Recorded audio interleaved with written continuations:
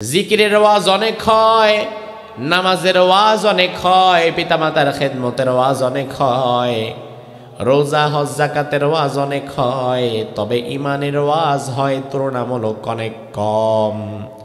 যার ফলে দেখা যায় নামাজ পড়ে, জিকির করে, রোজা রাখে, হজ করে, যাকাত দেয়, কিন্তু ইমান হারা হইয়া যে কোন সময় ইমানটা ভেঙে গেছে সেটার খবরই তার নাই। এই জন্য আমার ভাইরা, আমি আজকে আপনাদের জন্য গুরুত্বপূর্ণ একটা বিষয় নির্বাচন করেছি।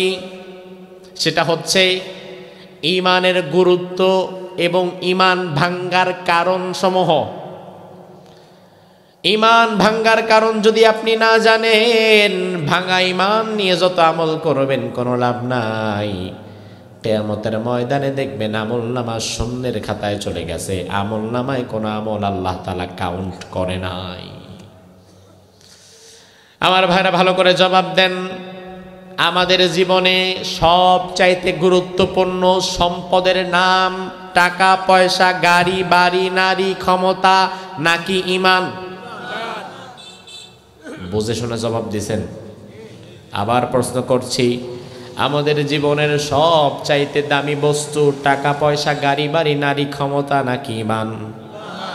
টাকা গেলে টাকা পাওয়া যাবে, ক্ষমতা গেলে ক্ষমতা পাওয়া যাবে, কিন্তু ঈমানটা যদি হারা হয়ে যান, ঈমান যদি না আনতে পারেন, ওই অবস্থায় যদি মরে যান, আপনার মতো পোড়া কপাল দুনিয়াতে আর কেউ হবে?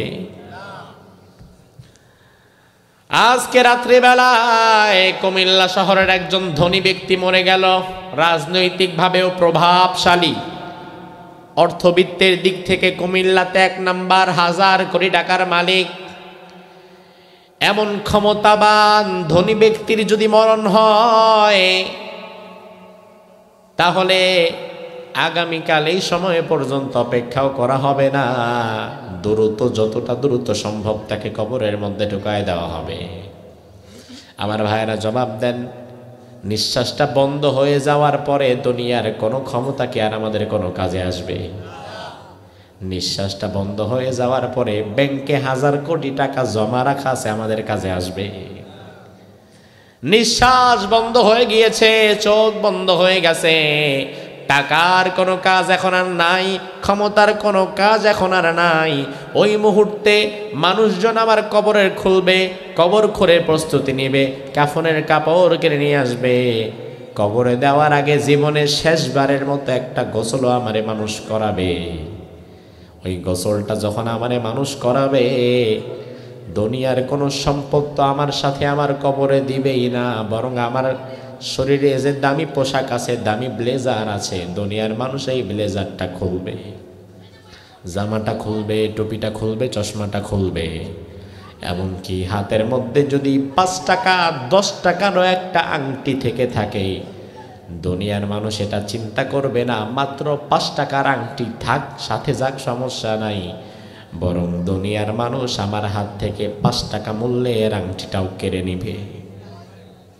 কথা কি ঠিক কিনা? একেবারে উলঙ্গ করে ফেলবে, শরীরে আমার কিছু নাই, গোসল দিয়ে 3 টুকরা সাদা কাপড় দিয়ে আমারে পেঁচায় ফেলবে, ওই মাটির ঘরের মধ্যে আমার ঢুকায় দিয়ে তারা নামাজ পড়ে চলে যাবে। এবার আপনার কাছে আমি জানতে চাই ভাই, ওই অন্ধকার কবরে আমার সাথে আমার টাকা যেতে পারছে? ক্ষমতা? ওই অন্ধকার কবরে যেতে পারে এমন একটা বস্তুই হচ্ছে ঈমান। অন্ধকার কবরে যেতে পারে এমন একটাই বস্তু, নাম ঈমান। টাকা পয়সা ক্ষমতা কবরের জীবনে যেতে পারবে না, কিন্তু আমরা দুনিয়াতে যা যেতে পারবে না আমাদের সাথে, তার পেছনে সময় ব্যয় করে শেষ হয়ে গেলাম। আর যে ঈমান যেতে পারবে আমাদের সাথে, যে ঈমান আমাদেরকে বাঁচাতে পারবে কবরে, ওই ঈমানের যত্নটাই আমরা নিলাম না। আছে না নাই? তাহলে আমার ভাইরা জবাব দেন, আমাদের কাছে সবচেয়ে মূল্যবান বস্তুটির নাম কি? আরো জোরে কন। এখন যে জিনিসের দাম যত বেশি, ওই জিনিস হেফাজত করা লাগে তত। এই যে মাহফিল শেষ হয়ে যাবে, মাহফিল শেষ হয়ে যাওয়ার পরে আপনি বাড়ি চলে যাবেন, বাড়ি যখন আপনি ঢুকবেন, আপনার পায়ে যে 50, 60, 100 টাকার স্যান্ডেল আছে, ঢোকার সময় আপনার পাকা বাড়িতে স্যান্ডেল কি সাথে কইরা বিছনায় নিয়ে যাবেন না বাইরে রাখবেন? কিন্তু আপনার সাথে একটা মোবাইল ফোন আছে, মোবাইলটা কি বাইরে রাখবেন জুতার সাথে না ভেতরে? তার কারণ জুতার চাইতে মোবাইলের দাম বেশি। এবার আপনার বউয়ের 2-4 ভরি স্বর্ণ গয়না আছে, এগুলা কি বাইরে না ভেতরে? না না, শুধু ভেতরে না, বরং ভেতরেরও ভেতরে। মোবাইল থাকে খাটের উপরে, টেবিলের উপরে, বিছনার উপরে, তবে আপনি 2-4-5 ভরি স্বর্ণ গয়না টেবিলের উপরে ফেলে রাখেন না। ওই স্বর্ণ গয়নাগুলা এমন জায়গায় লুকান যেখানে শয়তান খুঁজে যেন না পায়, এত ভেতরে আপনি লুকায় রাখেন। তার মানে যেই জিনিসের মূল্য অনেক বেশি, ওই জিনিস হেফাজতে রাখা লাগে। হেফাজতে না রাখলে ওই জিনিস যেমন চুরি হয়ে যায়, ডাকাতি হয়ে যায়, একইভাবে ইমানেরও হেফাজত করা লাগে, ইমানটারেও দেখে শুনে রাখা লাগে। অন্যথায় সমাজের ভণ্ড পীর আর ভণ্ড নেতাদের দ্বারা আপনার ইমানটাও চুরি হয়ে যায়। এই সমাজে জুতা চোর যেমন আছে, এই সমাজে গরু চোর যেমন আছে, এই সমাজে তাল কলা বেল চোর যেমন আছে, এই সমাজে টাকা চোর যেমন আছে, মুরগি চোর যেমন আছে, এই সমাজে কিছু ইমান চোরও আছে না নাই? আমার ভাইয়ের এক শ্রেণীর মানুষ আছে যারা ইমান চোর, ইমান ডাকাত, তারা সরাসরি ইমানটা চুরি করে নিয়ে যায়। বাংলাদেশে ইমান চোর আছে 2 শ্রেণীর। এক হচ্ছে ভণ্ড নেতা, এমন কথা কর্মীর সামনে বলে যেই কথা যদি কর্মী একবার বিশ্বাস করে, কর্মী গোষ্ঠী সুদ্ধা জাহান্নামে চলে যাবে। কারণ নেতা এমন কথা বলে যে এই কথা কোরআনের বিরুদ্ধে, হাদিসের বিরুদ্ধে। ওই কথা যদি কর্মী বিশ্বাস করে, কর্মীর ইমানটাই ভেঙে যাবে। আর এক শ্রেণীর ইমান চোর হচ্ছে এই সমাজের কিছু ভণ্ড পীর। ভাই আমার ভালো করে বোঝেন, সব পীর বলা হয় নাই। তার কারণ হক্কানি পীরদের প্রতি আমাদের ভালোবাসা, শ্রদ্ধা, সম্মান আছে না নাই? বাংলাদেশে কোনো নবী রাসূল আসে নাই। বাংলাদেশে ঐতিহাসিকদের মতে 2 জন সাহাবী নাকি আগমন করেছে, যদিও বর্ণনাটা অত্যন্ত দুর্বল, গণায় ধরা যায় না। সত্য বিষয় হচ্ছে বাংলাদেশে কোনো সাহাবীও আসে নাই। আমার ভাইরা লক্ষ্য করেন, বাংলাদেশে কোনো নবীর আগমন হয় নাই, কোনো সাহাবীর আগমন হয় নাই। তাইলে 1500 বছর আগের সুদূর আরবের ইসলাম বাংলাদেশে আসলো কিভাবে? বাংলাদেশে তো নবী ইসলাম নিয়ে আসে নাই, বাংলাদেশে তো সাহাবীরা ইসলাম নিয়ে ছুটে আসে নাই। বাংলাদেশে মূলত আমরা ইসলাম পেয়েছি কিছু পীর সাহেবের দ্বারা, ওলিয়া উলিয়াদের দ্বারা। ইরাক থেকে, ইরান থেকে, সিরিয়া থেকে, বাগদাদ থেকে, ইয়ামান থেকে, ওই দূর আরব থেকে কিছু ওলি আল্লাহ, কিছু পীর সাহেব, দরবেশ সাহেবেরা যতটুকু দিনের জ্ঞান তাদের ছিল ততটুকু নিয়ে তারা বাংলাদেশে এসেছিলেন মানুষকে দিন বোঝাবার জন্য। এজন্য ওই পীর সাহেবদের প্রতি আমাদের সম্মান, ভালোবাসা আছে না নাই? তবে আমার ভাইরা, আপনি একটা বিষয় লক্ষ্য করবেন, ওই শত শত বছর আগের পীর সাহেবেরা তারা শুধু খানকা খুলে মুরিদের হাদিয়া তোফা খেয়ে পেট বড় করতো না, বরং শত শত বছর আগে বাংলাদেশে ইসলাম প্রচার করার জন্য যারা যেই পীর সাহেব এসেছিল তারা নিজেরা না খেয়ে অন্যের মুখে তারা খাবার তুলে দিত। শাহজালাল ইয়ামানির খবর আমরা জানি। বাংলাদেশে পীরদের যদি একটা তালিকা করতে বলা হয়, শাহজালালকে বাদ দিতে পারবেন? কথা হয় না। শাহজালাল রহিমাহুল্লাহ বাংলাদেশের মানুষ না। শাহজালালের বাড়ি কই? শাহজালাল ইয়ামানি রহিমাহুল্লাহ ইয়ামান থেকে বাংলাদেশে আসলেন হালুয়া রুটি খাওয়ার জন্য না, কারণ ইয়ামানে খাবারের অভাব ছিল না যে ইয়ামান থেকে বাংলাদেশে গিয়া খানকা একটা কইলে আমি ব্যবসা করব।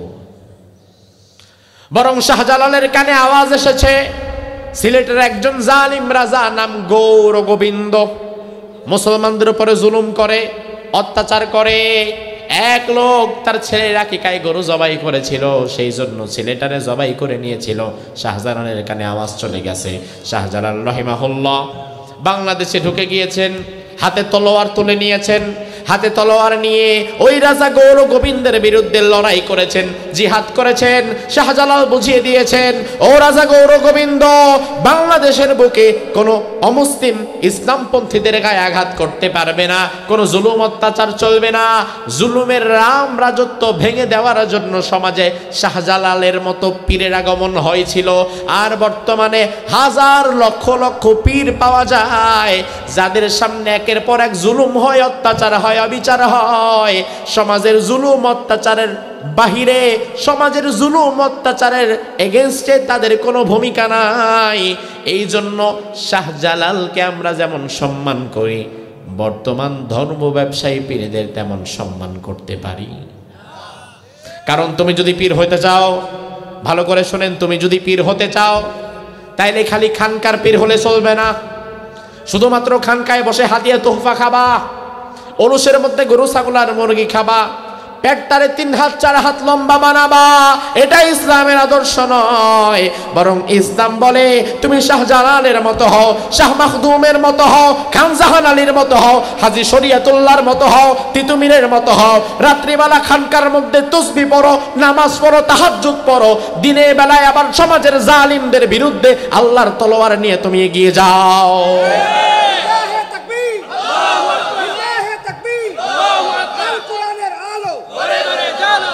আমার ভাইরা লক্ষ্য করেন, কারণ পীর বলতে শুধু হাদিয়া খাবে কেন? পীর তো সমাজের একজন দায়িত্বশীল উস্তাদ। সমাজের অসঙ্গতির বিরুদ্ধে তার কর্মসূচি নেওয়ার দরকার আছে না নাই? আমার ভাইরা, আমাদের পীর সাহেব হুজুরেরা এখন বড় চালাক হয়ে গেছে। তারা এখন শুধু মুরিদদেরকে জিকির শিখায়, মুরিদদেরকে তারা জিকির শিখায় আর ওরসের মধ্যে গরু ছাগল দেওয়া শেখায়। কিন্তু জালিমের বিরুদ্ধে শক্তভাবে দাঁড়াতে হবে। সমাজে কেউ যদি কারো পরে জুলুম করে, ওই জালিমদের বিরুদ্ধে যে প্রতিরোধ করে তুলতে হবে, এটা শেখায় না। কারণ তারা জানে, এখন যদি আমি জালিমের বিরুদ্ধে প্রতিরোধ করার দায়িত্ব নেই, তাইলে কয়দিন পরে আমার খানকাটা নিজের জায়গায় থাকবে না। এই জন্য তারা খুব চালাক। তারা মাছও ধরে, পানি যেন টাচ না লাগে। তবে শাহজালাল যদি তোমার মতো হতো, শাহ মাখদুম খান জাহানারীরা যদি তোমার মতো হতো, তারা যদি শুধু হাদিয়া তোহফা খায়া পেট মোটা করত, তাইলে বাংলাদেশ থেকে গৌর গোবিন্দের জাত কখনো পালাতো না এবং বাংলাদেশে ইসলাম প্রচারও করা যেত না। এই জন্য আমার ভাইয়েরা, হক্কানি পীরদের বিরুদ্ধে আমাদের কোনো কথা নাই। তবে ভণ্ড পীর হয়ে সমাজের মানুষের ঈমান যারা চুরি করে নেয়, এমন পীরদের বিরুদ্ধে আমাদের কথা আছে না নাই? তার কারণ আমার ভাইরা, পীর মানে তো উস্তাদ। তিনি আমার সম্মানিত একজন উস্তাদ হবেন, তিনি আমার একজন উস্তাদ হবেন। তার কাছে আমি কোরআন শিখবো, হাদিস শিখবো। তবে বাংলাদেশে তো এখন এমন বহু পীর আছে, কোরআন হাদিস তো শিখাই না, বরং এমন পীরের মুরিদ তো আছে যেই পীরের দরবারে গেলে নাকি নামাজ কালামও লাগে। আসেনি? আমি বাস্তবে দেখেছি, আমি নিজে তার ভিকটিম। আজ থেকে 3 বছর আগে আমি একটা ভাড়া গাড়ি চালাতাম, তখন রেন্টেকার থেকে একটা ভাড়া গাড়ি নিয়েছিলাম মাহফিলের জন্য। কয়েক মাস সফর করব মাহফিলে। তা আমার ড্রাইভার আলহামদুলিল্লাহ লোকটা ভালো। একদিন আমারে বলে, হুজুর, গ্রাম থেকে আমার বড় ভাই আসছে, আজকে দাবি করেছে আপনার সাথে একটু মাহফিলে যাবে, নিবেন নাকি? আমি বললাম সমস্যা নাই, আসুক। আমার বাসা সাভারে, মাহফিল হবে টাঙ্গাইলে, কাছাকাছি জায়গা।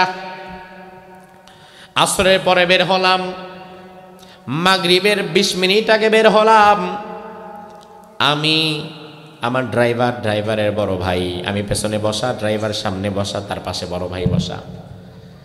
কিছু সময় পরে যখন মাগরিবের আজান হয়ে গেল, আমি বললাম, ড্রাইভার তাড়াতাড়ি রাস্তার পাশে যে কোনো একটা মসজিদ দেখে গাড়ি থামাও।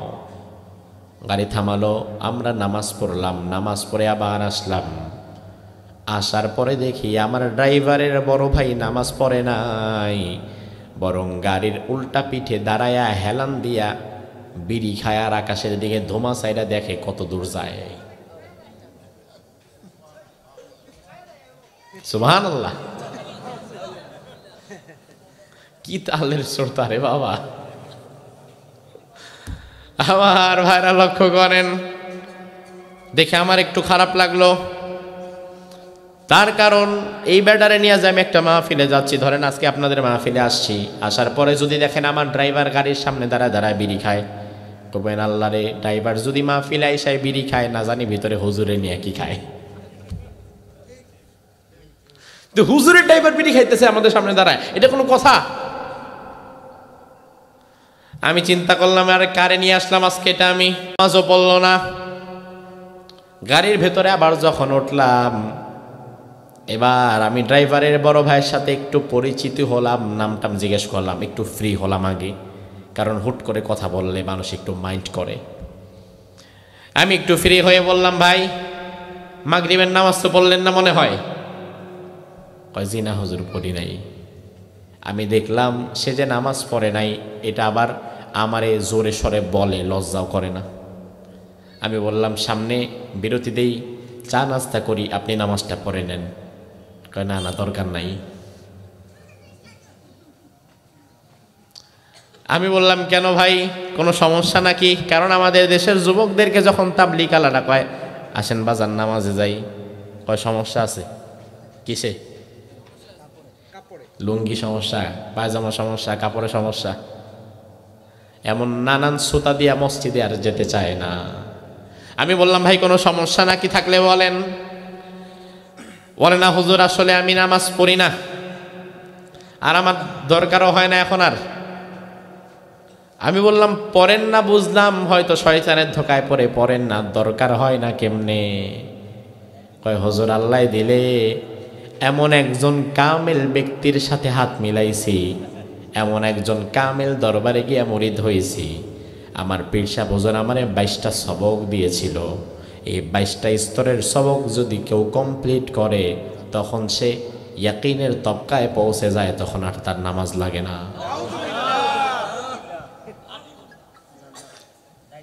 মাত্র তো খেলা শুরু, দেখেন আরো কি কয়। কথা শোনার পরে রাগ আর একটু বেড়ে গেছে।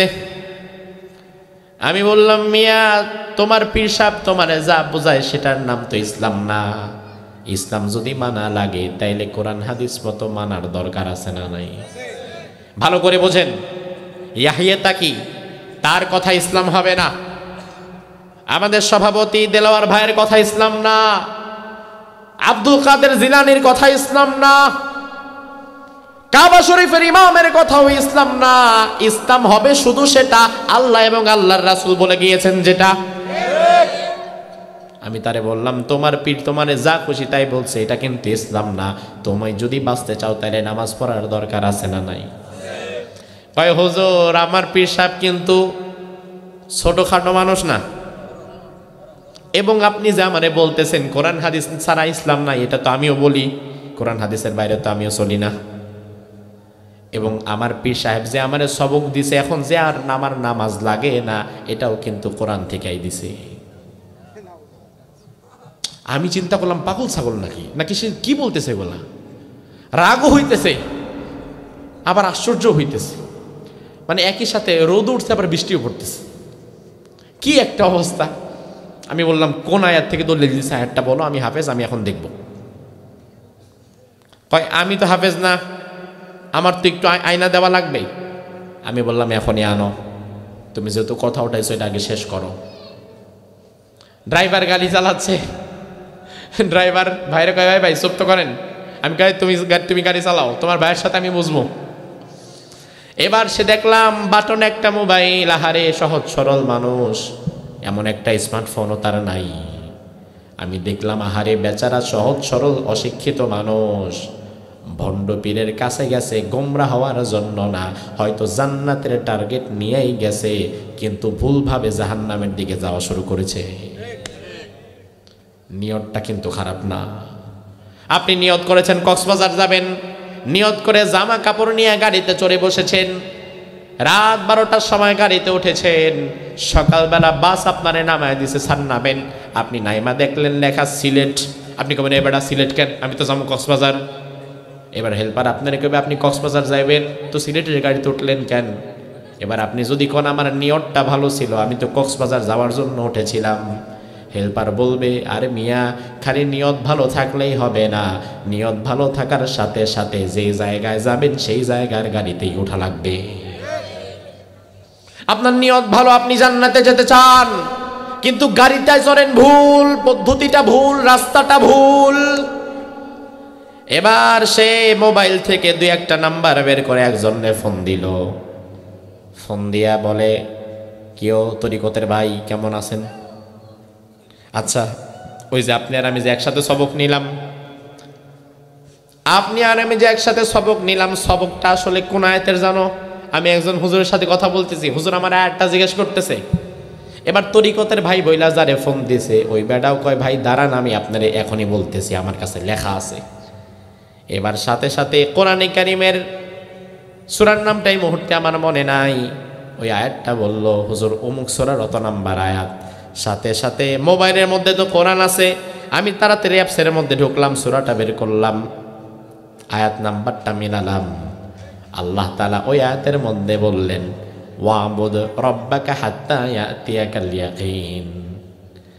আমার ভাইরা লক্ষ্য করেন আয়াতটা, আয়াতে আল্লাহ বললেন ওয়াবুদ রব্বাকা হাত্তা ইয়াতিয়াকাল ইয়াকিন, ওয়াবুদ তুমি ইবাদত করো, রব্বাকা তোমার রবের, হাত্তা ইয়াতিয়াকাল ইয়াকিন ইয়াকিন আসা পর্যন্ত। ইয়াকিনের কয়েকটা অর্থ আছে, একটা হচ্ছে দৃঢ় বিশ্বাস, যেমন ওয়াবিল আখিরাতি হুম ইউকিনুন, দৃঢ় বিশ্বাস। ইয়াকিনের আরেকটা অর্থ হচ্ছে মৃত্যু, কারণ মৃত্যুর চাইতে মহা সত্য বিশ্বাসযোগ্য দুনিয়াতে আর কিছুই নাই। দুনিয়াতে যারা আল্লাহ রাসূল বিশ্বাস করে না এমন নাস্তিক কিন্তু মৃত্যুরে বিশ্বাস করে। আল্লাহ রাব্বুল আলামিন আয়াতের মধ্যে মূলত বলেছেন ওয়াবুদ রব্বাকা হাত্তা ইয়াতিয়াকাল ইয়াকিন, তোমরা তোমাদের মৃত্যুর আশার আগ পর্যন্ত আল্লাহর ইবাদত করতে থাকো। আমি তারে বললাম ভাই এই যে আয়াত তো আমি পাইলাম, তবে এই আয়াতে যে নামাজ পড়া লাগবে না এটা তো পাই নাই। কয় হুজুর আমাদের পীর সাহেব হুজুর আমাদেরকে বলছে এই যে আল্লাহ কইছে ইয়াকিন আসা পর্যন্ত ইবাদত করো, তার মানে ইয়াকিন আসলে আর ইবাদত লাগবে না। 22টা সবক যে তোমাদের দিলাম, 22টা সবক দেওয়ার মাধ্যমে তোমাদের ইয়াকিন আমি আইনা দিলাম, তার মানে এখন তোমাদের আর ইবাদত বন্দেগী লাগবে না, এখন আমি যা বলবো শুধু তাই শুনবা। আমি অবাক হয়ে গেলাম, আমি তারে বোঝাবার জন্য চেষ্টা করলাম, এখন দেখি বোঝে না। অবশেষে আমি চুপ হয়ে গেলাম, তার কারণ হচ্ছে লোকটা মূর্খ। এই লোকটার কাছে আমার মতো হাজারো বক্তার কথার কোনো দাম নাই, এই লোকটার কাছে তার পীরের চাইতে অন্য কারো কথার কোনো দাম এখন আর হবেও না। অবশেষে আমি আর তার সাথে কথা বাড়ালাম না, তার কারণ মূর্খের সাথে কথা বাড়ালে শুধু বাড়তেই থাকবে, ঠিক না? মনটা খারাপ হয়ে গেল, কি ফালতু একটা লোক নিয়ে আজকে মাহফিলে যাচ্ছি। হঠাৎ করে 2-4-5 মিনিট আমরা সবাই গাড়ির মধ্যে চুপ, গাড়ি চলতেছে। হঠাৎ করে সামনে থেকে ড্রাইভারের বড় ভাই আমারে কয় হুজুর আপনি কি রাগ করছেন? আমি বললাম না। কয় হুজুর শোনেন, ওই পীর সাহেবের মুরিদ কিন্তু আমি একাই না, আমার যে ছোট ভাই আপনার গাড়ি চালায় হাতে ওই পীর সাহেবের মুরিদ, বুঝছেন? আমি বললাম কি রে, কথা কি সত্যি? এই কথা কি সত্যি নাকি? কয় হুজুর জি। আমি বললাম হতেই পারে না, আপনি মিয়া বিড়ি খান, বেটা বিড়ি খায় না, আপনি বেনামাজি, কিন্তু আমার ড্রাইভার তো 5 ওয়াক্ত নামাজ আমার সাথে পড়ে। ড্রাইভার আমারে কয় হুজুর আমি মাত্র 17 তবকায় আছি, আরো কিছু বাকি আছে। আর কটা বাকি? 18, 19, 20, 21, 22। আমি চিন্তা করলাম সর্বনাশ। আমি আস্তে করে পেছন থেকে তার হাতটা চেপে ধরে বললাম ভাই রে, হাতও ধরি, প্রয়োজন হলে গাড়ি থেকে নামার পরে তোর পাও ধরবো, সবক যেখানে আছে এখানে থামা, আর বাড়াইস না। কারণ যে সবক নিলে আমার নামাজ লাগে না, যে সবক নিলে আমার রোজা লাগে না, যে সবক নিলে আমার আল্লাহ রাসূল লাগে না, এই সবক কখনো ইমানদারের সবক না, এটা জাহান্নামে যাওয়ার সবক হতে পারে। ঠিক না ঠিক? বর্তমান বাংলাদেশে এমন হাজার ভণ্ড পীর আছে যারা মুরিদদের সস্তা আবেগটা নিয়ে খেলা করে। আমার ভাইরা এবার জবাব দেন, ইমানের দাম কি বেশি না কম? জোরে বলেন, বেশি না কম? এখন ইমানের দাম যদি বেশি হয়, যেই জিনিসের দাম বেশি এই জিনিস তো যত্ন করে রাখতে হয়, তাইলে ইমানের যত্ন নেওয়ার দরকার আছে না নাই? শয়তান আমাদের আমল নষ্ট করে খুব বেশি খুশি হয় না, তবে শয়তান সবচেয়ে বেশি খুশি হয় আমাদের ইমান নষ্ট করতে পারলে। এই যে আপনারা আজকে মাহফিলে আসছেন, আগামী দিন সকাল বেলায় ফজর অনেকে পড়বে না, এমনও আছে না নাই? এই যে শয়তান ফজর পড়াইতলো না আপনারে ধোকা দিয়ে, শয়তান খুশি হবে বটে, তবে খুব বেশি না। কারণ আপনি যদি আবার উঠে ফজরটা কাজা করেন, জোহরের সময় তওবা করেন, জোহরটা পড়েন, আসরটা পড়েন, মাগরিব এশা পড়েন, আল্লাহরে যদি বলেন আল্লাহ তুমি মাফ করে দাও, অতীতের গুনাহগুলো মাফ করার মতো ক্ষমতা আছে কার? সারা জীবন গুনাহ করেছেন, আল্লাহর পথে চলতে পারেন নাই, জীবনের শেষ মুহূর্তে এসেও যদি বলেন আল্লাহ আপনি মাফ করে দেন, জীবনে আর কোনোদিন আপনার কথার অবাধ্য হব না, তাইলে ওই মুহূর্তেও মাফ পাওয়ার একটা সুযোগ আছে না নাই? তাইলে শয়তানের জন্য পুরাটা হবে লস প্রজেক্ট। শয়তান আপনার পেছনে ইনভেস্ট করছে লাগাতার 10 বছর, 20 বছর, 50 বছর, 10, 20, 50 বছর আপনার পেছনে শয়তান কুবুদ্ধি আর কুপরামর্শ ইনভেস্ট করছে। আপনি যদি একটাবার তওবা করে ফিরে আসেন, শয়তানের সব ইনভেস্ট জলে চলে যাবে। তবে আমার ভাইরা, শয়তান যদি ছলে বলে কলে কৌশলে একটাবার আপনার ইমানটা ভেঙে ফেলতে পারে, তাইলে শয়তান এই জায়গায় সাকসেস। তার কারণ ইমানটা যদি একবার ভেঙে যায়, ইমান ভাঙার পরে নামাজ পড়বেন, নামাজ কবুল হবে না। ইমান ভাঙার পরে হজ করবেন, হজ কবুল হবে না। ইমান ভাঙার পরে রোজা রাখবেন, রোজা কবুল হবে না।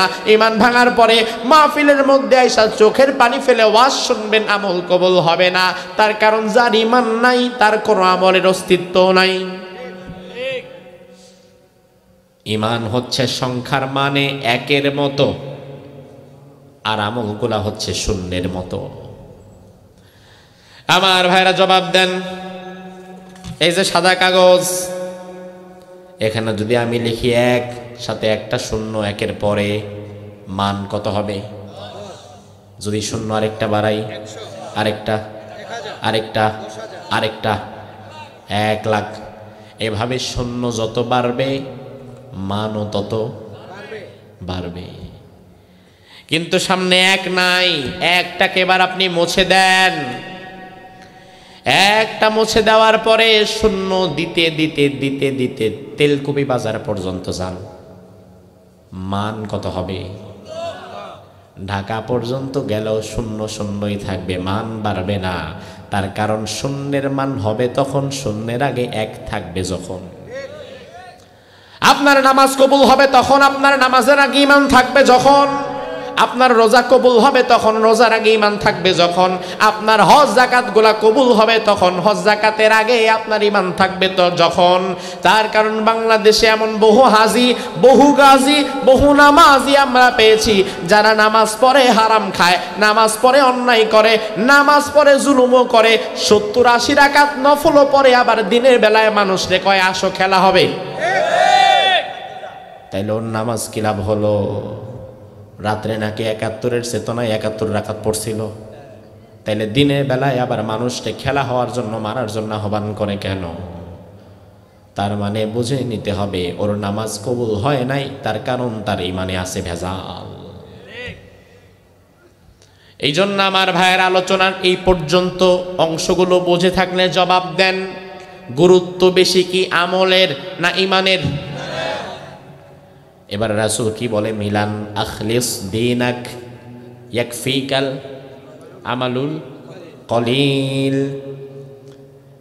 আপনি বলতে পারেন হুজুর এতক্ষণ দেখি আপনি আপনার মতো খালি পক পক করতেছেন, কথা কি আপনার না রাসূলের? এবার রাসূলের কথা থেকে আমি দলিল দেই।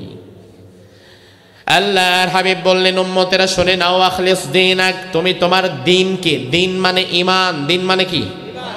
তুমি তোমার দিন, তোমার ঈমানকে খাঁটি করে নাও। ঈমানের গায়ে কোনো আঁচড় পড়তে দিও না, ঈমানটাকে অক্ষত রাখো।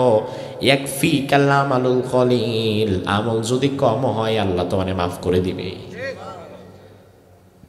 ঈমান নাই, আমলের পাহাড় গড়েছেন, এমন আমলের পাহাড় নিয়ে জান্নাতে যাওয়া যাবে না যদি ঈমান না থাকে, ঠিক কি না?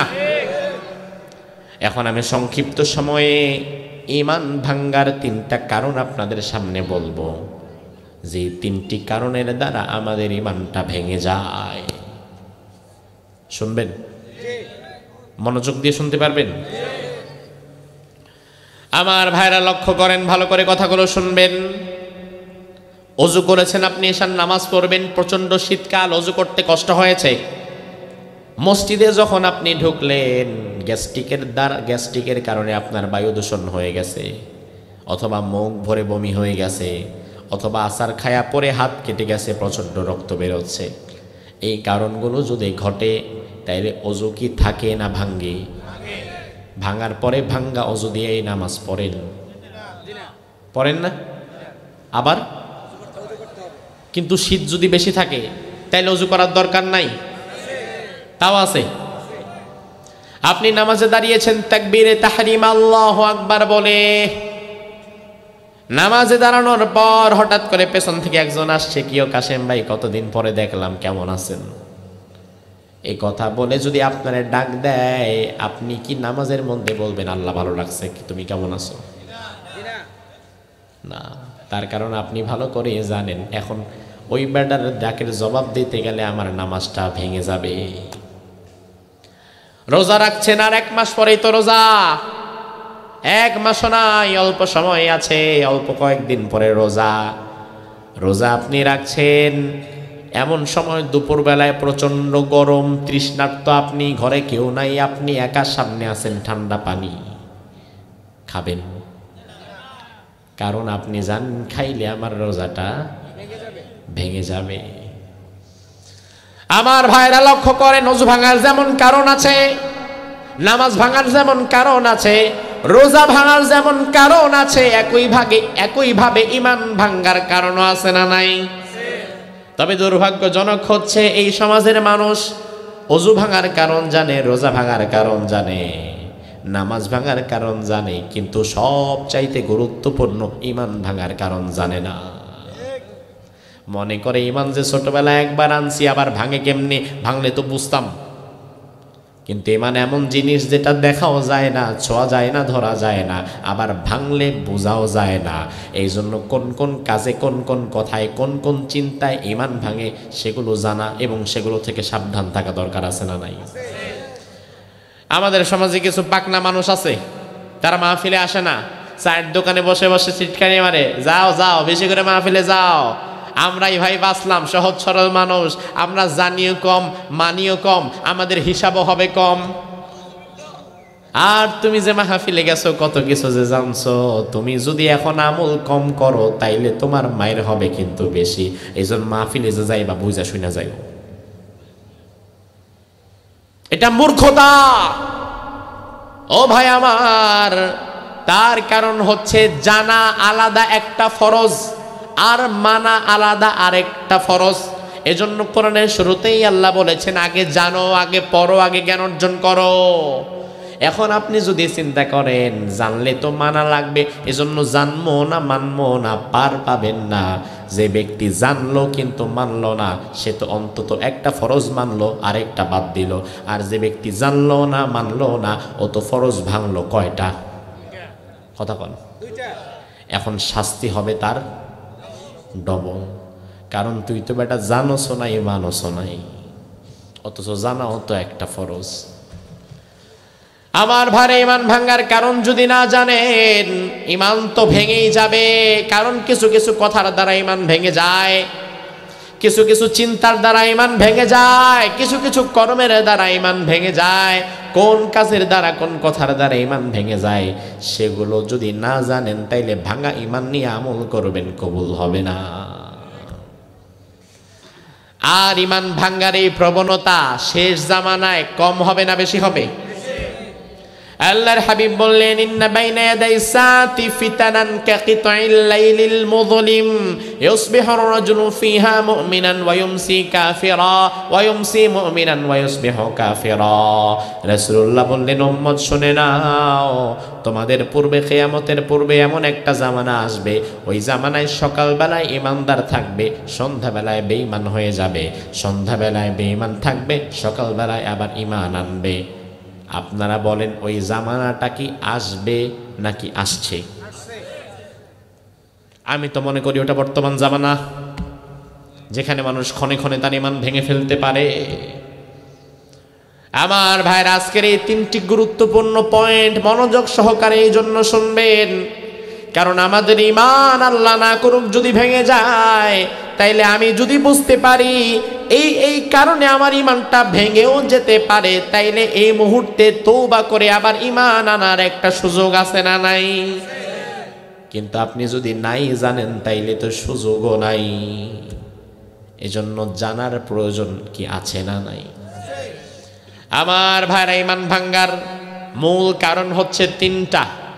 বাকি কিছু শাখা প্রশাখা আছে, শাখা প্রশাখা নিয়ে আলোচনা করার মতো সময় নাই। আবার একদিনে সব আলোচনা খাওয়ানো যায় না, তাইলে বদহজম হয়, তাইলে মানুষ কিছুই মনে রাখতে পারে না। এজন্য আপনাদের বোঝার সহজার্থে ঈমান ভাঙ্গার মূল তিনটা কারণ আমি উপস্থাপন করব, যেন মনে রাখতে সুবিধা হয়। পারবেন না ইনশাআল্লাহ? তাহলে জবাব দেন, ঈমান ভাঙ্গার কারণ কয়টা? জোরে কম। এক নাম্বার ঈমান ভাঙ্গার কারণ কুফর। কি কুফর? মানে হচ্ছে অস্বীকার করা। কুফরের আর বাংলা অস্বীকার করা, আর শরিয়াতের ভাষায় কুফর হচ্ছে হুয়া জুহুদুল ওয়াহদানিয়াহ আউন নুবুওয়াহ আউশ শরিয়াহ। শরীয়তের কোন জিনিস, আল্লাহর একত্ববাদের সাথে সম্পৃক্ত কোন জিনিস, অথবা রাসূলের রিসালাতের সাথে সম্পৃক্ত এমন কোন জিনিস আপনি যদি অস্বীকার করেন, সাথে সাথে কুফরি হয়ে যাবে। আর কুফরি যে করে সে তার ঈমানটা ভেঙে কাফের হয়ে যায়। আমার ভাইরা, লক্ষ্য করেন, বাংলাদেশে একটি দল আছে, এক শ্রেণীর মানুষ আছে, তাদের নাম তারা দেয় আহমদিয়া মুসলিম জামাত। আর তাদেরকে চেনার জন্য সর্বোত্তম নাম হচ্ছে কাদিয়ানি। চিনেন? চেনার দরকার নাই, নাম শুনছেন জীবনে? কাদিয়ানি। ঢাকা শহর সহকারে বিভিন্ন জায়গায় দেখবেন আহমদিয়া মুসলিম জামাত লেখা। আমার ভাইরা, গোটা দুনিয়ার পৃথিবীর মুসলমান ঐক্যমত হয়েছে, গোটা দুনিয়ার সব আলেম একমত, সুন্নি আলেম, ওয়াহাবি আলেম, যাই বলেন না কেন, মাযহাবি আর লা মাযহাবি, পীরের মুরিদ আর পীরের মুরিদ ছাড়া যাই বলেন না কেন, গোটা দুনিয়ার মুসলমান একমত, যারা কাদিয়ানি তারা মুসলমান না, তারা কাফের। তারা কি? তারা কি? এবার আমার ভাইয়েরা লক্ষ্য করেন, কাদিয়ানি কেন কাফের? ও ভাই আমার, কাদিয়ানি কাফের হওয়ার কারণ, কাদিয়ানিদের মসজিদ কিন্তু আছে, কাদিয়ানিদের ঈদ আছে, রোজা আছে, কোরবানি আছে, সব আছে। আমি কাদিয়ানিদের ঢাকার বকশীবাজারের মসজিদে নিজে গিয়েছিলাম। আমি দেখতে চাইলাম যে তাদের নামাজ কি আমাদের মতো নাকি। দেখলাম নামাজ আমাদের মতো, একদম নামাজে আমরা যা যা বলি তারাও তাই তাই বলে। নামাজ আমাদের মতো, রোজা আমাদের মতো, সব আমাদের মতো। অবাক হয়ে গেলাম, তাইলে এরা কাদিয়ানি কেন? আমার ভাইরা, কাদিয়ানি কাফের হওয়ার কারণ কোরআনে আমার আল্লাহ বলেছেন, মা কানা মুহাম্মাদুন আবা আহাদিম মির রিজালিকুম ওয়ালাকিন রাসূলুল্লাহি ওয়া খাতামান নাবিয়্যিন। চা লাগবে না, সালামিন ভাইরে দিয়ে দেন, ওনারে চা খাওয়ান, ঘুম চলে আসবে। আমার ভাইরা, স্বাভাবিক তো খুব কষ্টে না পড়লে আমি চা খাই না। একদিকে এটা একটু দৃষ্টিকটু, সবাই আমার দিকে তাকায় আছে, আর আমি সবাইরে বললাম জিকির করেন, আর আমি খাওয়া শুরু করলাম। তাহলে কিছু মানুষ বলবে, ও তাহলে আমি তো একটু চা পাইলাম না। আবার আরেক দিক থেকে চা খাই না, যে আমি আলোচনা বেশি সময় করি না, এখন যাও করি, এর মধ্যে যদি চা খাই আরও সময় নেই, এটা ঠিক না। হ্যাঁ, মাঝে মাঝে খাই যখন খুব বেশি প্রয়োজন হয়, তবে এখন প্রয়োজনটা হচ্ছে না। তো কথা শুনবেন না ইনশাল্লাহ? আমার ভাইরা, কাদিয়ানি কাফের হওয়ার কারণ আমার আল্লাহ কোরআনে বলেছেন, মা কানা মুহাম্মাদুন আবা হাদিম মির রিজালিকুম ওয়ালাকিন রাসূলুল্লাহি ওয়া খাতামান নাবিয়্যিন। ও দুনিয়ার মানুষ শুনে নাও, তোমাদের কোনো পুরুষ লোকের পিতা আমার নবী নয়, আমার নবী হচ্ছে খাতামান নাবিয়্যিন। খাতামান নাবিয়্যিন হচ্ছে আমার নবী, হচ্ছে শেষ নবী। তাইলে আমার ভাইয়েরা জবাব দেন, আমাদের নবী কি শুধু নবী নাকি শেষ নবী? জোরে কর। আমাদের নবীর পরে আর কোন নবী আসবে? সুযোগ আছে? সম্ভাবনা? এখন কেউ যদি দাবি কইরা বসে যে আমিও তোমাদের নবীর পরে আরেকজন নবী, তাইলে ওই বেটা কাফের, আর ওকে যারা বিশ্বাস করবে তারাও। কাদিয়ানীরা বলে মুহাম্মদ নবী, সব মানি, কোরআন মানি, হাদিস মানি, মুহাম্মদ যে শ্রেষ্ঠ নবী এটাও মানি। আমি বললাম তাইলে মানো নাকি? কয় হুজুর মানি না, শুধুমাত্র খ আলিফ তা মিম, আল্লাহ যে কোরআনে বলেছেন খ আলিফ তা মিম মানে খতাম, এই খতাম শব্দটা মানি না, শেষ শব্দটা মানি না, বাকি সব মানি। আমি বললাম তাইলে কারে মানো? কয় আমাদের আরেকজন নবী আছে, নাম গোলাম আহমদ কাদিয়ানী, সে বিশ্ব নবীর পরে আরেকজন ছোটখাটো নবী। আমার ভাইরা লক্ষ্য করেন, আপনার এই কোরআন এবং কাদিয়ানির কোরআন কিন্তু এক, ভিন্ন নয়। আপনি যেমন কোরআন তেলাওয়াত করেন, কাদিয়ানি এই কোরআনই তেলাওয়াত করে। আপনি নামাজে যেই কোরআন পড়েন, কাদিয়ানি নামাজে এই কোরআনই পড়ে। তবে আপনি মুসলমান আর কাদিয়ানি কাফের কেন? তার কারণ কাদিয়ানি কোরআনুল কারীমের একটা মাত্র শব্দকে অস্বীকার করেছে। কয়টা শব্দ? একটা, সূরা না, পারা না, পৃষ্ঠা না, আয়াত না, শুধু আল্লাহ যেখানে বলেছেন শেষ নবী, তারা নবীও মানে খালি শেষ, এটা মানে না। তাহলে কাদিয়ানি পুরা কোরআনের অস্বীকার করছে কয়টা শব্দ? বুঝেন? একটা পৃষ্ঠা, পারা, সূরা, কি? জাস্ট একটা ওয়ার্ড, একটা শব্দ মাত্র অস্বীকার করেছে। আমার ভাইরা লক্ষ্য করেন, একটা শব্দ স্বীকার করার কারণে গোটা দুনিয়ার মুসলিম উম্মাহ ফতোয়া দিয়েছে, একটা শব্দ যারা অস্বীকার করে তারা কাফের।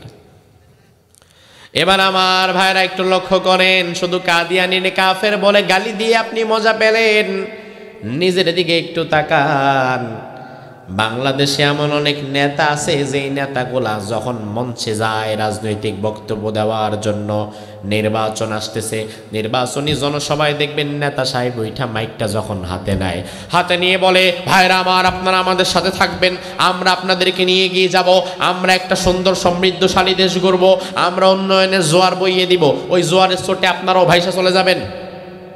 সব কিছু বলার পরে মানুষকে একটু পাম দেওয়ার জন্য বলে, আমরা কিন্তু আপনাদের ছাড়া চলতে পারবো না, কারণ আমরা বিশ্বাস করি সকল ক্ষমতার উৎস জনগণ।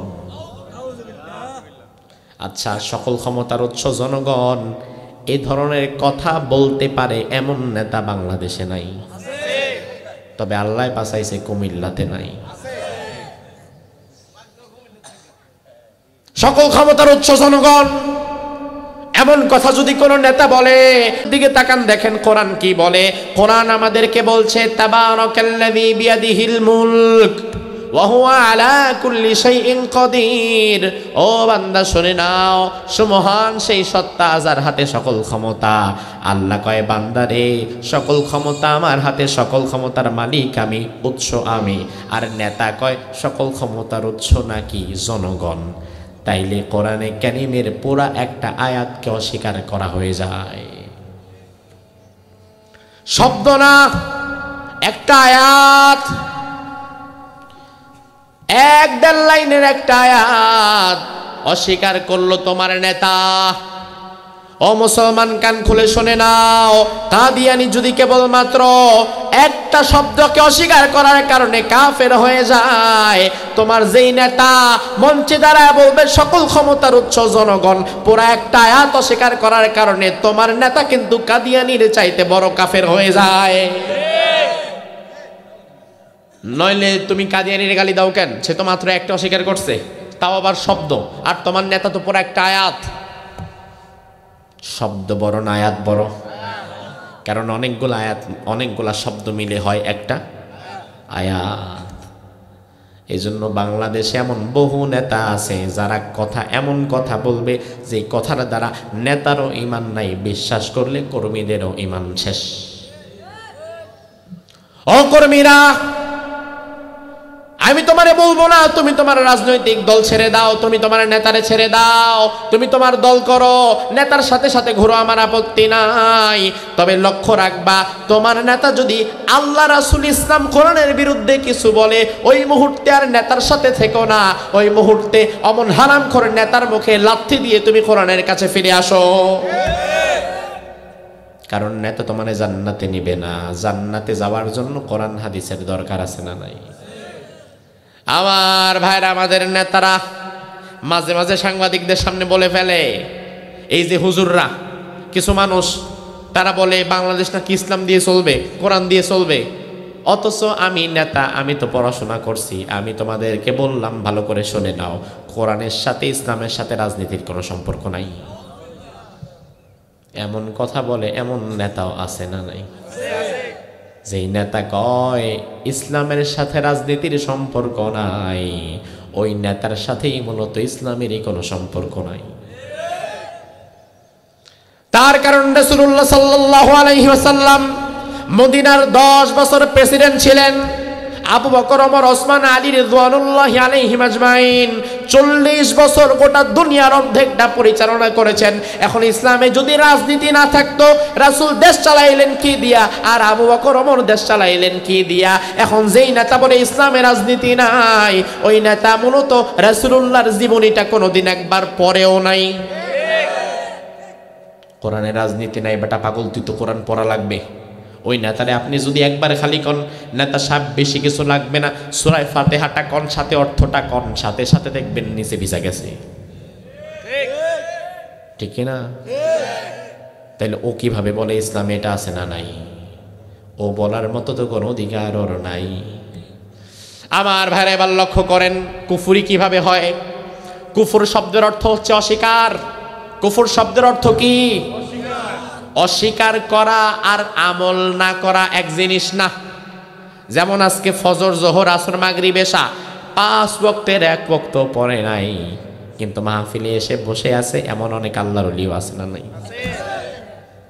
তাই বলে কি লোকটা কাফের? আপনি বলবেন এই কাফের, তুই বেরো, বলবেন? অসম্ভব। হ্যাঁ, সে নামাজ পড়ে নাই, কবিরা গুনাহ করেছে, ফরজ তরক করেছে, সে ফাসেক। সে কি? ফাসেক মানে পাপাচারী, তবে কাফের না। কিন্তু আরেকজন ব্যক্তি ফজর, জোহর, আসর, মাগরিব 4 ওয়াক্ত পড়ছে, এশার সময় আর মসজিদে যায় নাই। এবার আপনি চায়ের দোকানে তাকে দেখে বললেন, কি ও চাচা, এশার সময় দেখি আপনি মসজিদে আসলেন না, আপনারে তো পাইলাম না। এবার মুরব্বি যদি কয়, বাবারে এশার নামাজ তো আমি কোরআন হাদিসে পাই নাই, ইসলামে পাই নাই, এই জন্য আমি 4 ওয়াক্ত পড়ি আর 1 ওয়াক্ত পড়ি না। ভালো করে বুঝে নেন, যেই ব্যক্তি 5 ওয়াক্ত পড়ে নাই, বসে আছে, কিন্তু 5 ওয়াক্তই পড়া লাগে, এটাকে স্বীকার করে, অস্বীকার করে না, সে কাফের হয় না, সে ফাসেক হয়। কিন্তু যে ব্যক্তি 4 ওয়াক্ত পড়ে 1 ওয়াক্তকে অস্বীকার করে, সে ফাসেক না, সে সরাসরি কাফের। কারণ অস্বীকার করলে তো কুফরি হয়ে যাবে। তুমি আমল করতে পারো নাই সেটা এক বিষয়ে, আল্লাহর দরবারে মাফ চাও, তওবা করো, কিন্তু যদি অস্বীকার করে বসো তাইলে বিপদ আছে না নাই? এখন নেতার কথা মানার আগে, নেতার কথা শোনার আগে যাচাই বাছাই করে নেবেন যে নেতা আসলে কি বলে, সবকিছু কি মানা যাবে কিনা। 1 নাম্বার ঈমান ভাঙ্গার কারণ বললাম কুফরি, জোরে কোন 1 নাম্বার ঈমান ভাঙ্গার কারণ কি? 2 নাম্বার ঈমান ভাঙ্গার কারণ হচ্ছে শিরিক। 2 নাম্বার কি? আমার ভাইরা, শিরিক মানে হচ্ছে আল্লাহর সাথে অংশীদারিত্ব স্থাপন করা। আল্লাহ রাব্বুল আলামিন যা করতে পারেন, যা দিতে পারেন, ওই বিষয়ে দুনিয়াতে অন্য কাউকে চাওয়া, ওই বিষয়ের সমকক্ষ অন্য কাউকে বানানোটাও শিরিক। আমার ভাইরা জবাব দেন, সন্তান দেওয়ার মালিক কে? ব্যবসা বাণিজ্যে উন্নতি দেওয়ার মালিক কে? জীবনে সফলতা দেওয়ার মালিক কে? বাংলাদেশে এমন বহু মানুষ আছে, বিয়ের পরে যদি 2, 4, 5 বছর সন্তান না হয়, পাসপোর্টে ভিসা লাগাইয়া খাজা বাবার দরবারে চলে যায়, খাজা মঈনুদ্দিন চিশতির দরবারে গিয়া এরপরে সন্তান চায়। আর যাদের ভিসা লাগাইয়া ভারতে যাওয়ার টাকা নাই, টিকিট টাকাইটা সরাসরি সিলেটে গিয়া শাহজালালের মাজারের কাছে গিয়া বলে, বাবা আমার একটা ছেলে দাও, আমার একটা মেয়ে দাও। ছেলে মেয়ে হওয়ার জন্য শাহজালালের মাজারে গিয়া খাসি ছাগল মান্নত করে, এমনও আছে না নাই? আমার ভাইরা ভালো করে বুঝেন, কথাগুলো কাউকে কটাক্ষ কিংবা কষ্ট দেওয়ার জন্য নয়। আমার দায়িত্ব বলা, মানা এবং না মানার বিষয় একান্তই আপনার। আপনি মানলেও আপনার, আপনি না মানলেও আপনার, তবে আমার দায়িত্বটা বলার। সন্তান দেওয়ার মালিক কি শাহজালাল নাকি আল্লাহ? সন্তান দেওয়ার মালিক শাহজালাল হবে কিভাবে? বরং রাসূল বলেন, যে ইন্তেকাল করে ইনকাতা আমালুহু ইল্লা মিন সালাস, 3টি আমল ছাড়া তার সব আমলের রাস্তা বন্ধ হয়ে যায়।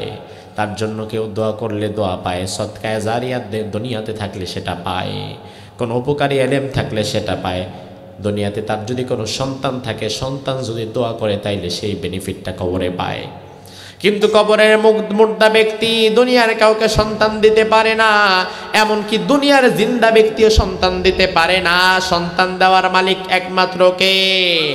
তাইলে আল্লাহ সন্তান দেওয়ার মালিক। তুমি যদি মাজারের মধ্যে গিয়া সিজদা একটা দিয়া কও বাবা সন্তান দাও, সাথে সাথে শিরিক হবে 2টা, একটা সিজদা দেওয়ার শিরিক আর একটা সন্তান চাওয়ার শিরিক। মসজিদে আমরা সিজদা দেই কাকে? তবে বাংলাদেশে বহু মাজারে ভণ্ড পীরের পায়ে সেজদা দেয়, এমন দৃশ্যও আছে না নাই? আমার ভাইয়েরা, ওই পীর আবার যখন মসজিদে ঢুকে, ওই পীরও আবার সেজদা দেয় কারে? তাইলে এক জায়গায় সে আল্লাহরে সেজদা দিছে, আবার বাহিরে খানকার মধ্যে বসে নিজেই আল্লাহ হয়ে দাঁড়ায় আছে, পা 2টা বাড়ায় দিয়া বসে আছে। আমি নিজে দেখেছি, রাজবাড়ী ফরিদপুরে আমি নিজে দেখেছি, এইভাবে বসে পা 2টা সামনের দিকে দিয়ে বসে থাকে। মুনিদের এসে চুমা দেয়, সেজদা দেয়, কপাল ঠুকায়। আহারে অবাক হয়ে গেলাম, সেজদা যেটা নেয় সেও মুশরিক, আর যেটা দেয় সেটাও মুশরিক। ঠিক কি না? এক আল্লাহ ছাড়া কাউকে সেজদা দেওয়া যাবে? এক আল্লাহ ছাড়া অন্য কোনো বাবার কাছে সন্তান চাওয়া যাবে? আমার দেওয়ার মালিক আমার আল্লাহ। ও ভাই আমার, বাংলাদেশে শিরিক হয় নানান ভাবে, একভাবে না। আপনি বলবেন হুজুর আমি শিক্ষিত মানুষ, আমার সন্তানাদির অভাব নাই, আমি আল্লাহ দিলে কোনো মাজারে সিজদাও দেই না, আমি কোনো মাজারে সন্তানও চাই না। কিন্তু হয়তো আপনি রাজনীতি করতে গিয়া অন্য জায়গায় শিরিক কইরা বসে আছেন। আমার ভাইরা, কোরআনুল কারীম আল্লাহ রাব্বুল আলামিন বললেন, আলা লাহুল খালকু ওয়াল আমর তাবারাকাল্লাহু রাব্বুল আলামিন। ও বান্দারা শুনে নাও, দুনিয়াতে সৃষ্টি যিনি করেছেন, এই দুনিয়ার মানুষ কিভাবে চলবে না চলবে, ওই মানুষের চলার পথ, নিয়ম কানুন, আইন ও কানুন তিনি বদলে দিয়েছেন। তাইলে আমার ভাইরা জবাব দেন, আমাদেরকে সৃষ্টি করেছেন কে? তাইলে আমাদের ব্যবসা বাণিজ্য, অর্থনীতি, রাজনীতি, সমাজনীতি, পরিবার, সংস্কৃতি কিভাবে হবে সেটা ঠিক করবে ভারত, আমেরিকা, নরেন্দ্র মোদী, কারো বাবা কে? এখন আল্লাহ তাআলা এটা একচ্ছত্র ক্ষমতার অধিকারী। আমার জীবন কিভাবে চলবে সেটা আল্লাহ ঠিক করবে। আমার ভূখণ্ডে আইন কিভাবে চলবে সেটা আল্লাহ ঠিক করবে।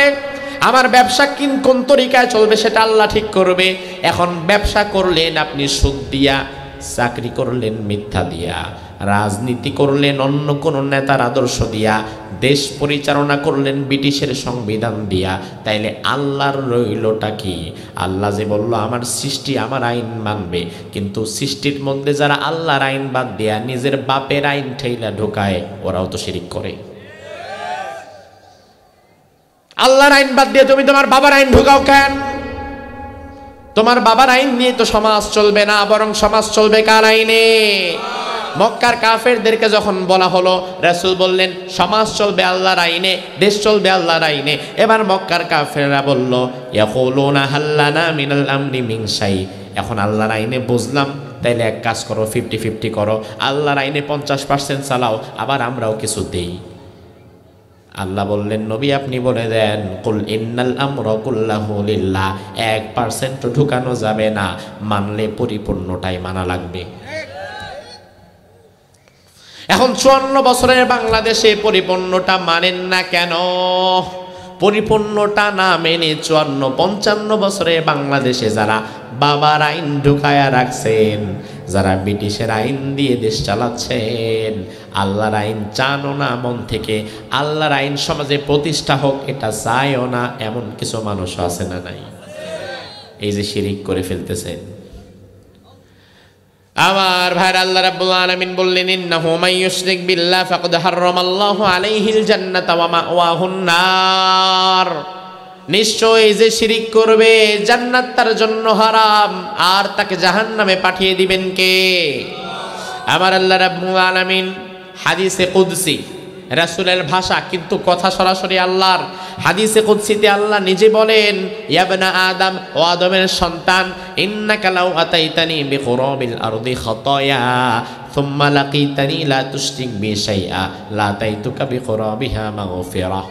ও আদম সন্তান শুনে নাও, যদি কিয়ামতের ময়দানে তোমরা আমি আল্লাহর দরবারে এমন ভাবে হাজির হও, আমলনামায় যদি পাহাড় সমপরিমাণ গুনাহ থাকে, কিন্তু আমলনামায় যদি শিরিকের গুনাহ না থাকে, আমি আল্লাহ তাআলা পাহাড় সমপরিমাণ ক্ষমা নিয়ে হাজির হয়ে শিরিক না থাকার কারণে তোমার গুনাহগুলো মাফ করে তোমারে জান্নাত দিয়ে দেব। পাহাড় সমপরিমাণ গুনাহ আল্লাহ চাইলে ক্ষমা করে দিবে যদি শিরিক না থাকে। আবার আল্লাহ রাব্বুল আলামিন বললেন, শিরিক যদি থাকে আমি আল্লাহ ক্ষমা করব না, জাহান্নাম অবধারিত হয়ে যাবে। রোজা আছে, হজ আছে, নামাজ আছে, যাকাত আছে, কিন্তু আমলনামার কোনো এক কোণায় শিরিকও আছে, আল্লাহ তাআলা আমলনামাকে ছুঁড়ে ফেলে দিয়ে আপনারে জাহান্নাম দিয়ে দিবেন। ভাই আমার, শিরিক আল্লাহ তাআলা সব চাইতে যে পাপকে অপছন্দ করে, ওই পাপের নাম জানেন? শিরিক। আমার ভাইরা, একটা সমীকরণ আপনাদের বোঝাই, শিরিক কিন্তু কবিরা গুনাহ। আবার এই যে আপনারা অনেকে এশার নামাজ পড়েন নাই, জোহর আসর পড়েন নাই, এটাও কিন্তু কবিরা গুনাহ। মিথ্যা বলা কবিরা গুনাহ, ঘুষ খাওয়া কবিরা গুনাহ, ঠিক না? সব কবিরা গুনাহ ঠিক আছে, কিন্তু অন্যান্য কবিরা গুনার সাথে শিরিকের কবিরা গুনার একটা পার্থক্য আছে না নাই? আপনি বিয়ে করেছেন পরিবারের পছন্দ অনুযায়ী, আপনার বাবা মুরব্বী মানুষ, এলাকার একজন সুন্দর পাত্রী দেখে আপনাকে বিয়ে করিয়ে দিয়েছে। এবার বিয়ের পরে আপনি ভালো ছেলে, আপনি ইসলামী দলের সাথে সম্পৃক্ত আছেন, আপনি 5 ওয়াক্ত নামাজের হিসাব রাখতেছেন, কিন্তু যাই মেয়েদের বিয়ে করে আপনি ঘরে আনলেন, এই মেয়েটা 5 ওয়াক্ত নামাজ তো দূরের কথা, 1 ওয়াক্ত পড়ে না, ফজরের সময় তার ঠেলা ধাক্কায়ও তোলা যায় না, এমন মেয়েও আছে না নাই? আপনাদের ঘরেও আছে, ঠিক করেন। আমার ভাইরা, আপনি এবার আপনার 2-4 দিন পর আপনার বাবারে জানালেন, বাবা কি বিয়ে করায় আনছেন, 1 ওয়াক্ত নামাজেও তো পড়ে না, উঠেই না, বরং আমি যদি ফজরের সময় ডাক দেই আরো রাগ করে, আছে না নাই? তখন আপনার মুরব্বী বাবা বলবে, বাবাজি একটু ধৈর্য ধর, আমিও বোঝাই, তুইও বোঝা, এক সময় আবার নামাজ পড়তেও পারে। নাকি বাবা বলবে, নামাজ যেহেতু পড়ে না এখনই তালাক দিয়া দে, এটা বলবে? কিন্তু নামাজ পড়া, নামাজ ছেড়ে দেওয়া কি কবিরা গুনাহ। এই যে কবিরা গুনাহ করলো, আপনার বাবা পরামর্শ দিল, আর একটু বুঝা, আমিও বুঝাই, ভালো হয়ে যেতে পারে। আপনি হঠাৎ 2-3 দিন পর একদিন দুপুরবেলায় যখন খেতে আসলেন বাসায়, আসার পরে দেখলেন আপনার ঘর, আপনার বিছানা, আপনার স্ত্রী পর পুরুষের সাথে এই বিছানায় শুয়ে আছে। এই দৃশ্য দেখার পরে আপনি রেগে গেলেন। আপনি আপনার বাবারে গিয়ে বললেন, বাবা আজকে দুপুরবেলায় আমি দেখি এই মেয়েটা পাশের গ্রামের আরেকজন ছেলের সাথে তার অবৈধ সম্পর্ক, ওই ছেলেটারে নিয়ে আমার ঘর, আমার বিছানায় শুয়ে আছে, আমি হাতে নাতে ধরছি। আপনার বাবা তখন বলবে বাদ দিয়ে 2-3 দিন বোঝা ঠিক হয়ে যাবে। হ্যাঁ, এটা বলবে। বাবা বলবে হারামজাদির এখনই বের কর ঘর থেকে, ঠিক কিনা? তালাক দে, বের করে দে, ওর মতো চরিত্রহীন হারামজাদির কোনো জায়গা নাই। অথচ আমার ভাইয়েরা লক্ষ্য করেন, এই যে জিনায় কাজে লিপ্ত হয়েছে, জিনার কাজে লিপ্ত হওয়াটাও কবিরা গুনাহ, পরকিয়া করা কবিরা গুনাহ, আবার নামাজ না পড়াও তো কবিরা গুনাহ। কিন্তু নামাজ না পড়ার কবিরা গুনাহ আপনার কাছে যতটা আঘাত করে, আপনার স্ত্রী যদি পরকিয়া করে ওই গুনাহটা আরো বেশি আঘাত করে। কবিরা গুনাহ হইলেও আঘাতের পরিমাণটা সমান না। আপনার স্ত্রীকে তো আপনি বানান নাই, আপনি লালন পালন করেন নাই, জন্ম দেন নাই, তার বাবা তাকে লালন পালন করে এই পর্যন্ত এনেছে। আপনি তাকে মাত্র 15 দিন 10 দিন ঘরে রাখছেন, এজন্যই বুঝি তার উপরে আপনার এত অধিকার। আপনি ছাড়া কারোর সাথে সে শুইলে আপনি তারে মেরে ফেলবেন, কেটে ফেলবেন, এত রাগ। তাইলে এবার আল্লাহর বিষয়টা চিন্তা করেন। আল্লাহ তাআলা তো আপনারে বানাইছেন, সৃষ্টি করেছেন যখন আপনি ছিলেন না। মায়ের পেটে যখন আপনার খাবার ছিল না, তখন আল্লাহ আপনারে খাবার দিয়েছেন। দুনিয়াতে আল্লাহ বেঁচে থাকার জন্য আপনারে সূর্যের আলো দিয়েছেন, অক্সিজেন দিয়েছেন, কোনো টাকা নেন নাই, পানি দিয়েছেন, টাকা নেন নাই। দুনিয়াতে এত কিছু দেওয়ার পরে আপনি যদি আল্লাহর সাথে শিরিক করেন, আল্লাহ যা দিতে পারে তা যদি আরেকজনের কাছে যান, আল্লাহর কতটা খারাপ লাগে, কত খারাপ লাগে আল্লাহর, যে বান্দা এত কিছু করলাম তাও তুই শিরিক করলি, যা, দরকার নাই, যা বের হ। তখন আল্লাহ তাআলা তিনি আপনাকে তার বান্দার কাতার থেকে বের করে দেয়। এজন্য ভাই আমার, জীবনে যা করেন না করেন অন্তত শিরিক করা যাবে, যাবে যাবে। আমার ভাইয়েরা, ঈমান ভাঙ্গার সর্বশেষ 3 নাম্বার কারণ। আপনারা কি ধৈর্য হারা হচ্ছেন? আর 5 মিনিট ইনশাআল্লাহ মনোযোগ থাকবে না? ঈমান ভাঙ্গার সর্বশেষ 3 নাম্বার কারণ হচ্ছে নিফাক। নিফাক মানে মুনাফিকি করা, কপটতা করা, দ্বিচারিতা, দ্বিমুখী নীতি অবলম্বন করা। নিফাক একটা ভাইরাস, আর ওই ভাইরাসে আক্রান্ত ব্যক্তির নাম হচ্ছে মুনাফিক। রোগের নাম নিফাক, ব্যক্তির নাম আর রোগীর নাম মুনাফিক। আমার ভাইরা জবাব দেন, রোগের নাম কি? রোগের নাম নিফাক, রোগের নাম কি? আর ওই রোগে আক্রান্ত রোগীর নাম? আমি জানি না বাংলাদেশে এই রোগে আক্রান্ত রোগী কি আছে না নাই? কুমিল্লাতে, আপনাদের এলাকায় এটা খুব জটিল এবং কঠিন।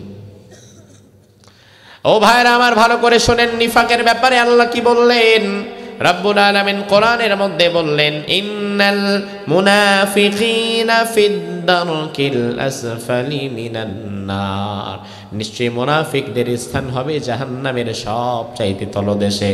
আল্লাহর আয়াতের মধ্যে বললেন, ইন্নাল্লাহা জামিউল মুনাফিকিনা ওয়াল কাফিরিনা ফি জাহান্নামা জামিআ। আমি আল্লাহ তাআলা কিয়ামতের ময়দানে জাহান্নামের মধ্যে কাফেরদেরকে ফেলবো, মুশরিকদেরকে ফেলবো, তবে আগে মুনাফিকদেরকে ফেলবো। মানে মুনাফিকদেরকে ফেলার মাধ্যমে আল্লাহ জাহান্নামকে উদ্বোধন করবেন। আমার ভাইরা, মুনাফিক শ্রেণীটা বড় ভয়ঙ্কর। মুনাফিক হবে তারা যাদের অন্তরের কথার সাথে অন্তরের কথার বাহিরের কথা এক নয়, যারা মুখে বলবে একটা, বাহিরে আবার অন্তরের মধ্যে রাখবে আরেকটা, মুখে যা বলবে কাজে তা প্রকাশ করবে না। এমন কিছু লোক বাংলাদেশে আছে না নাই? মুখে মুখে বলে স্বজন হারাবার ব্যথা কি আমি বুঝি না, অন্যদিকে আবার ঘরের ভিতরে ঢুকে আর মেরে কয় প্রয়োজনে 2-4 লাখ রে মাইরা ফেলো, আমার থাকা লাগবে। মিডিয়ার সামনে আইসা কান্দে আর বলে স্বজন হারাবার ব্যথা আমার চাইতে কে বেশি বুঝে। আবার ভেতরে গিয়া পুলিশ রে কয় যা সামনে আসবে সব মাইরা চলে যাবা। এরা মুনাফিক, ঠিক কি না? যাদের অন্তরের কথা আর মুখের কথা এক নয়, যারা মুখে যা বলে অন্তরে তা মানে না, এমন কিছু মুনাফিক মার্কার নেতা নেত্রী বাংলাদেশে আছে না নাই? আমার ভাইরা ভালো করে শোনেন, খালি মজা নিয়েন না যে না পালায় গেছে, ইন্ডিয়া গেছে। উনি একাই মুনাফিক। আপনারে বলল কে? আমি যদি মুনাফিকের ওয়াজ 1-1.5 ঘন্টা আপনাদের সামনে কখনো করি, আপনি তো ভয় পেয়ে যাবেন, না জানি কোনো ভাইরাস আবার আমার ভেতরে ঢুকলো নাকি। আল্লাহর হাবিবের জামানায়ও মুনাফিক ছিল, রাসূলুল্লাহ নাম প্রকাশ করেন নাই। তবে ইন্তেকালের পূর্বে রাসূলুল্লাহ হুযায়ফা ইবনুল ইয়ামানের কাছে বলে গিয়েছিলেন, ওমর ফারুক রাদিয়াল্লাহু আনহু এর জন্য সব সময় কে মুনাফিক আর কে মুনাফিক না এটা বোঝার জন্য হুযায়ফার দিকে তাকায় থাকতেন। কেউ মারা গেলে যদি হুযায়ফা তার জানাজায় যেত, ওমর ফারুক তার জানাজায় চলে যেতেন। আর হুযায়ফা যদি না যেত, ওমর বুঝতেন লোকটার আমল নামা সুবিধার ছিল না, লোকটা মুনাফিক ছিল বোধহয়, এই জন্য হুযায়ফা যাচ্ছে না। ওমর ফারুক রাদিয়াল্লাহু ইন্তেকালের পূর্বে হুযায়ফা ইবনুল ইয়ামানকে ডেকে বললেন, ও ভাই হুযায়ফা, তোমারে আল্লাহর নবী মুনাফিক কে কে হয়েছে তার লিস্ট তোমাকে বলে দিয়ে গেছে, তুমি একটু আমারে বলে দাও, মুনাফিকের সেই কাতারে নবীকে আমার নামটাও বলছে নাকি। তার মানে ওমরে ফারুক নিজেও ভয়ে ছিলেন। সেখানে আপনি নিশ্চিন্তে থাকেন কিভাবে? আমার ভাইরা, মুনাফিকের অন্যতম কাজ তার মুখে যা অন্তরে তা থাকে না। মুখে যেটা বলে কার্যত তা প্রমাণ করতে পারে না, এমন মানুষ বাংলাদেশেও আছে না নাই? ছোটবেলায় আমরা একটা কালিমা পড়েছিলাম, নাম হচ্ছে ইমানে মুজমাল। পড়ছেন? মনে আছে? পড়েন তো দেখি একবার। আমানতু বিল্লাহি, এরপরে কি? কামা হুয়া বিআসমাইহি ওয়া সিফাতিহি, এরপরে কি? ওয়াকাবিলতু জামিআ আহকামি। আমরা বললাম, সাক্ষ্য দিলাম আল্লাহর আমানতু বিল্লাহি কামা হুয়া বিআসমাইহি ওয়া সিফাতিহি, আল্লাহর নাম, আল্লাহর গুণাগুণ, আল্লাহর সিফাত যা যেমন আছে সবটা আমরা বিশ্বাস করলাম, মেনে নিলাম।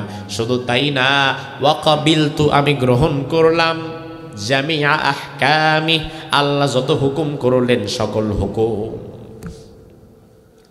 আল্লাহর সব হুকুম আহকামগুলো আপনি কায়েম করবেন। আল্লাহর সকল হুকুম আহকামগুলো আপনি কবুল করলেন, গ্রহণ করলেন, এই সাক্ষ্য আপনি দিয়েছেন।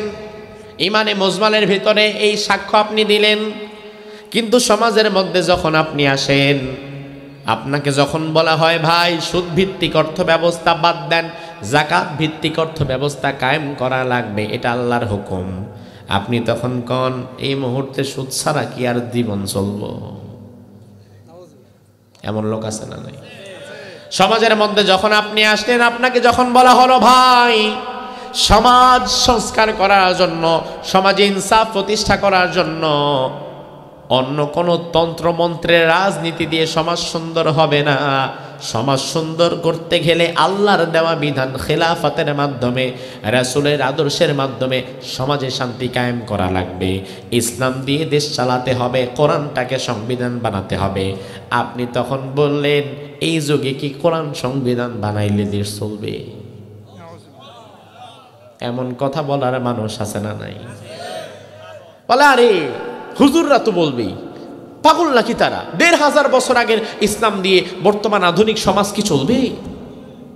আমার ভাইরা লক্ষ্য করেন, কালিমার মধ্যে তো আমি নিজেই সাক্ষ্য দিলাম, ওয়াকাবিলতু জামিআ আহকামি, আমার আল্লাহর সব হুকুম আহকামগুলো আমি মেনে নিলাম।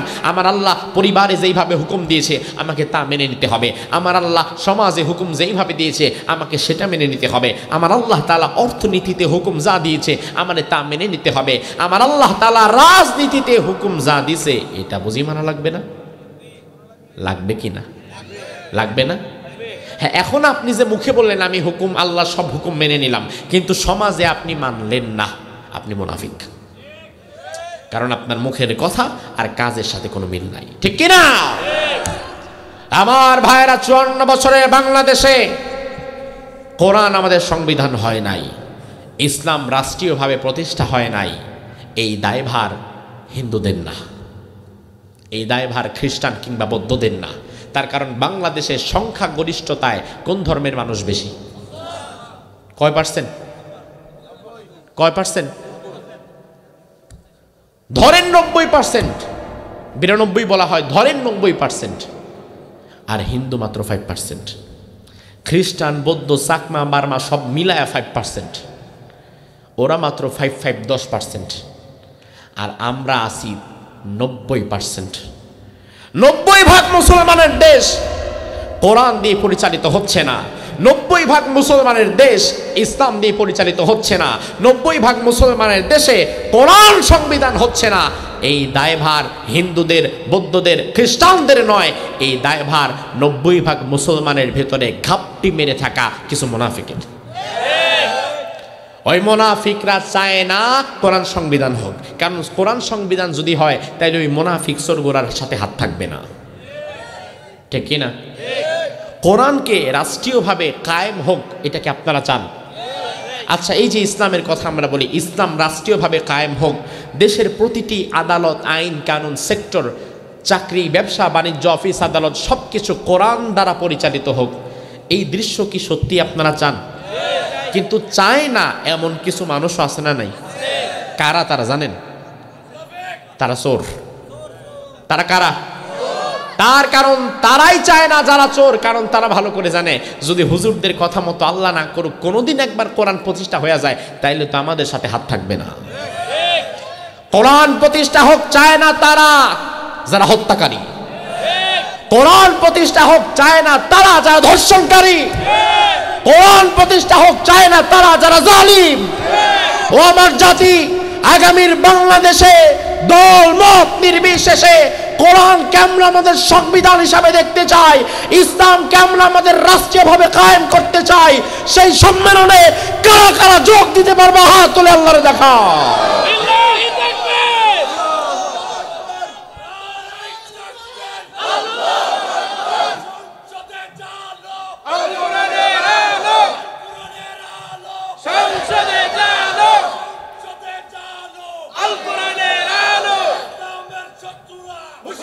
আল্লাহ সুবহানাহু ওয়া তাআলা আজকের এই কথাগুলোর উপরে আমাদের আমল করার তৌফিক দান করুক। আমরা বলি আমিন।